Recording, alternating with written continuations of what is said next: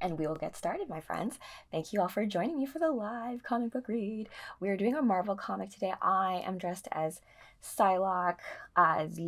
She's actually a psychic assassin, not to be confused with Elektra, but yeah, they don't really do her origin story as being like the twin sister to Captain Britain and like her body not being her body for, I think it's copyright reasons. So I'm going to start from the beginning. Doctor Strange and the Sorcerer Supreme, Out of Time. And it's created by Robbie Thompson. I like this version of Doctor Strange. So as I said, like Sorcerer Supreme is a mantle held by the magic users within, not within all of Marvel, but there is a distinction between like different powers, right? So like people who use magic versus others and all that kind of good stuff. So let's start from the beginning. Time's Forgotten Hollow, England, 507 AD. Locks are magic. Doors are magic. Your apprentice has informed me of your actions. I cannot let you do this, Merlin. And remember, Merlin and Arthur apparently is associated with Marvel. I do not seek your permission, King Arthur. I am magic. My name is Merlin.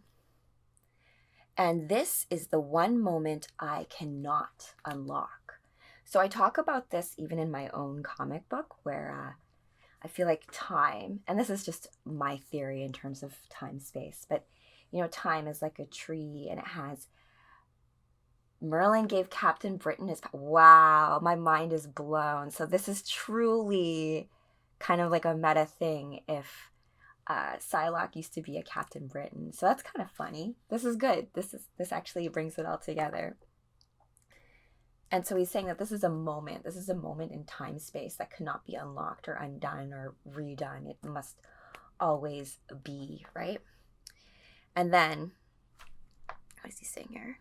Bora, no. Apologies, master, but you must die. The moment I defied my king. So Arthur doesn't want Merlin to be doing something. They're very vague in the beginning here about what is actually going on. The moment I destroyed my apprentice. The moment I was lost forever. Bora? Merlin, I did not know he was one of the... I do not blame the audience for being fooled by the trick, my king. This is why I have done what I have done. This darkness is everywhere. It must be locked away forever. You get to decide that, Merlin. And that's the thing, too, about dangerous magic is a topic here, right? And who gets to police that kind of stuff? No one does, really, if you think about it. You cannot cage what you do not understand, Merlin. Ooh. You're quite right, Bora. Sympathy requires understanding, but you are evil incarnate. Ooh. And what I am about to do is evil. So this is Merlin speaking. He's saying that what he's about to do is evil. Too evil. So is that justified? Good question. And what I am about to do is evil. I know this to be true. So we shall understand each other at last.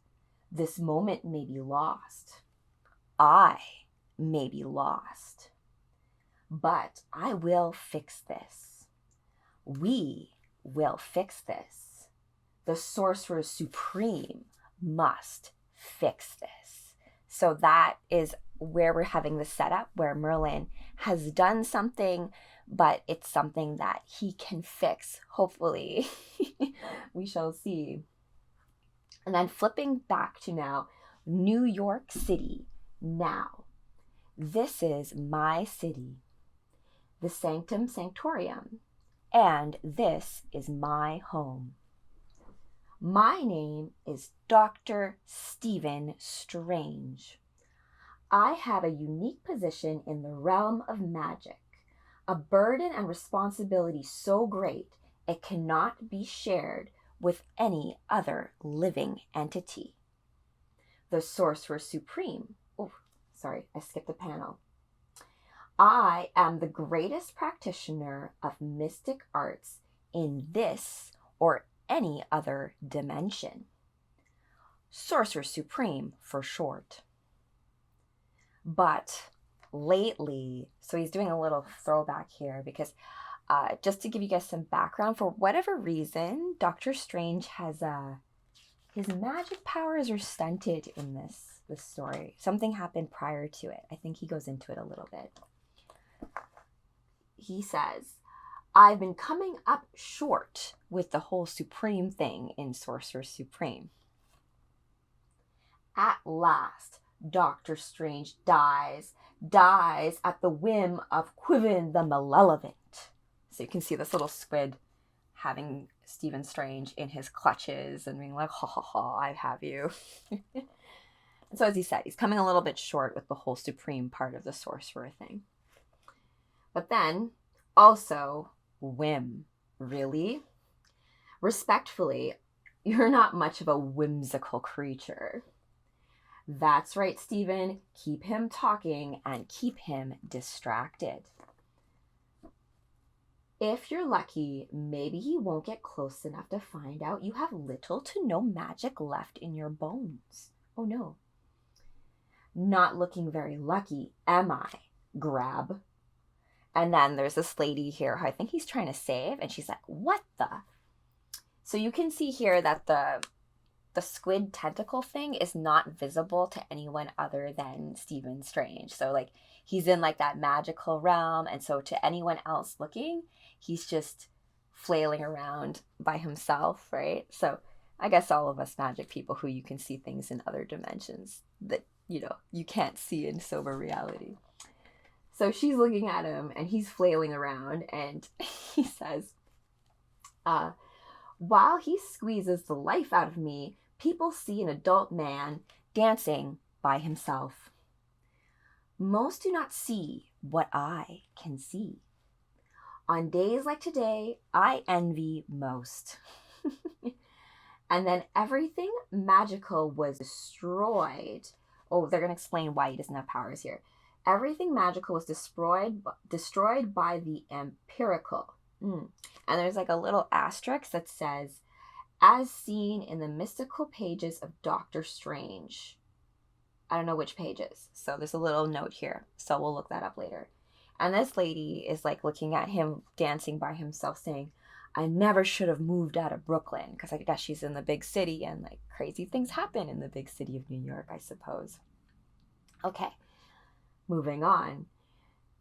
And with this world's defenses in tatters, parasites like Quiven, the biovate here, have been popping up all over to take advantage, which is usually the case when things have like your defenses are down. You usually get like little parasites and things in the way trying to like take advantage of the situation. Let's see here. A long way of saying that this is why this creature is in my neighborhood right now. Just my luck, right? And then Kerblaze and down here. But the thing about my kind of luck is, what's that, Doctor Strange? What is the thing about your kind of luck? My little mic here. It's pretty strange, because I guess he's Doctor Strange, so of course your luck would also be strange, now wouldn't it? Okay. By the chains of the Kraken, Merlin, my old friend, what are you doing here? And then he's looking at Merlin, and Merlin's like a little bit off to him, like his energies are a little bit weird. So he says, something is off about him. He's afraid. Merlin says, at last, Dr. Stephen Strange. But something is amiss. I sense weakness in you. So he senses weakness because Dr. Strange can't, do, he can't do magic right now. And then Dr. Strange says, he's got his like third eye open right there as he's like fighting I'm like, is Merlin helping him fight this, like, the squid thing or no? Good to see you too, Merlin, he says as a greeting. Scream! And then Doctor Strange pulls from, like, the entrails. By the chains of the Kraken, what in what in tarnation? Those kind of things.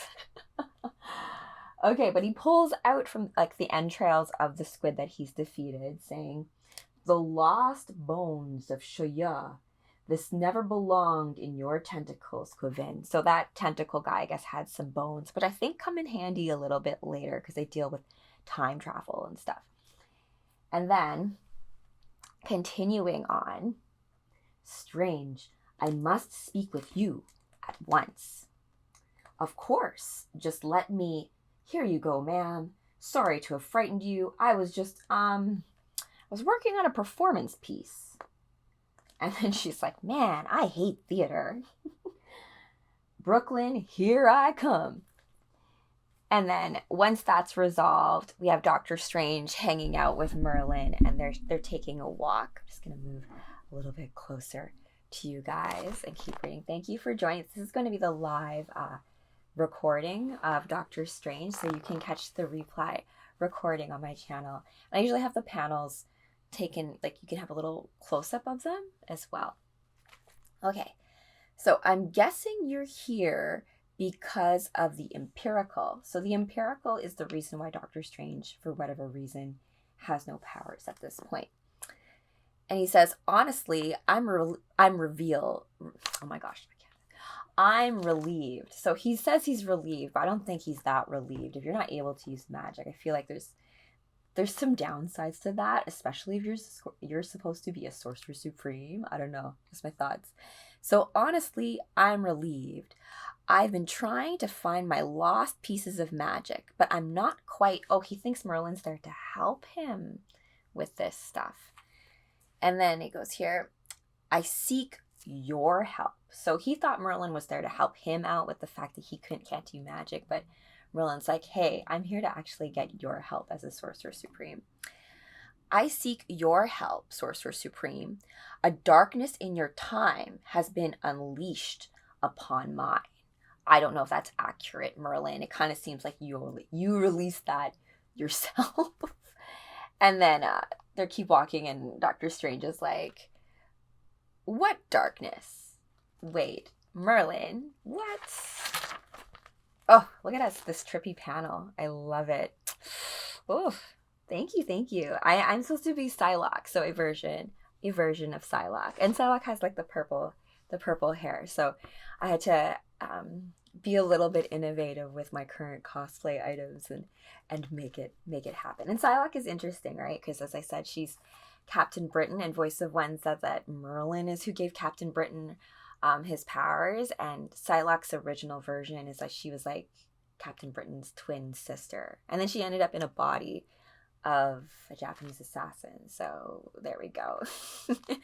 All right, so to this trippy panel, and then I'm gonna stop the recording, but I'm gonna keep reading you guys this, and I'll fix that up for tomorrow so you can get that on my channel if you want to catch up before I continue this reading next time. Okay. Do not let these leeches touch you. They feed on memories. Ooh, I am not unfamiliar with these beasts, sir. Nor am I a stranger to their haunt. What is this? Backroads. Oh, it's backroads. They're backroads of time. So they feed off of memories and things like that. And then Merlin says, good. I trust your axe works better than the current state of your magic. So Doctor Strange has to depend on his axe because his current state of magic is... And he's like, okay, you need my help, but my magic is not great at this point. And then Doctor Strange says, Merlin, I dislike time travel almost as much as I dislike being kidnapped. So... who's helping who here? Merlin's basically kidnapping Dr. Stephen Strange at this point. Explain yourself, or I'll sick these creatures on you. And Merlin responds, A monster was loosed by the empirical. It calls itself the forgotten. Its darkness is spreading through my time. Okay, so Merlin says back, what does it want? Like you, it is collecting magical relics. Why? To what end? I do not know. I know only that it is evil incarnate and that it must be destroyed. Your connection to magic, is it gone? He's like, I'm rebuilding.